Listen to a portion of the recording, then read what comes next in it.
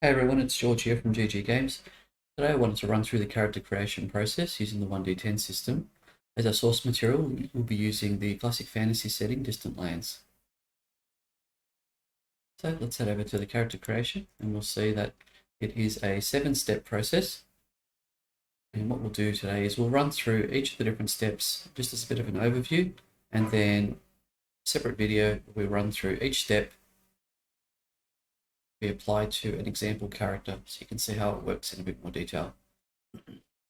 So step 1 is our define your concept and background. So this is pretty self-explanatory. You'll come up with your character's concept in this step.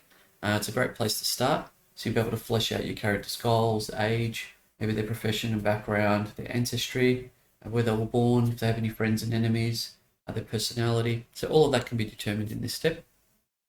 The concept and background section actually contains a bunch of tables that you can use to either randomly determine these elements and aspects of your character, or you can just choose from those lists and use them as a source of inspiration. If you choose, you don't have to use the lists at all and the tables at all. You could literally just basically create your own character concept from your own imagination. So it's a great first step, helps you kind of form a solid concrete concept for what your character could look like and help frame the steps that preceded. Step 2, attributes. So this is where you assign your character's base attributes. You'll have 6 points to spend across 3 attributes, and the game uses physical, mental, and social as your basis for your attributes. All of them start at 0, and each point increases an attribute by 1. By the end of the process, you should have no attribute at 0 and no attribute above 3. 2 is about an average attribute. These are really important because they form a lot of the basis for how your other attributes are derived. So how your skills are derived and how your defenses and things are derived for your character, and even some of the other hit points and willpower, etc. that precede it. So it's important that you choose things that you think would be really suitable for your character, but just be mindful that they have other effects throughout the game. Step 3 is to assign your ancestry.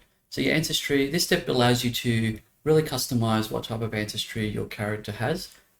It offers you the way to do that in 2 ways. You can either increase one of your attributes by 1, or you can choose a level 1 universal feature for your character, which may better represent that character's background and personality or temperament, species, race, etc.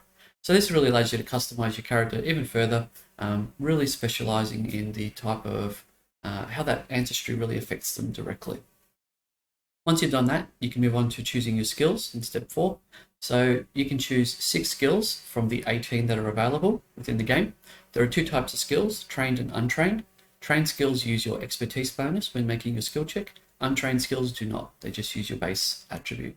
So when you roll your d10, with the trained skill, you'll add your expertise and your attribute, whereas for untrained, you'll just add your attribute to the score. There are 6 skills for each of the 3 attributes in the game, physical, mental, and social, and you can decide which 6 you'd like to pick to become trained in. Once you've done that, you can move on to the features section, and this is where you get to choose your custom special abilities that your character can perform or is capable of.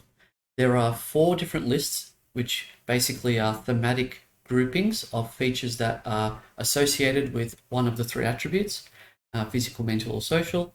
Alternatively, things that don't quite fit neatly into either one of those 3 can be chosen from the universal feature categories. You can mix and match from any of these lists when you're choosing your 4 attributes. However, you must meet any prerequisites, and once you've chosen them, they become a permanent part of your character. If during step 5 you chose anything that grants you the use of spells, you can, in step 6, you can now choose those spells. This will be covered in a separate video. Step 7 allows you to choose your equipment. In this particular game, you have 50 silver pieces with which to choose the equipment, and you can choose from a range of things from hirelings to weapons and armor, special consumables, even magical services should you need them. As a level 1 character, you most likely be using general equipment and weapons and armor, but once again, we'll run through that in a bit more detail.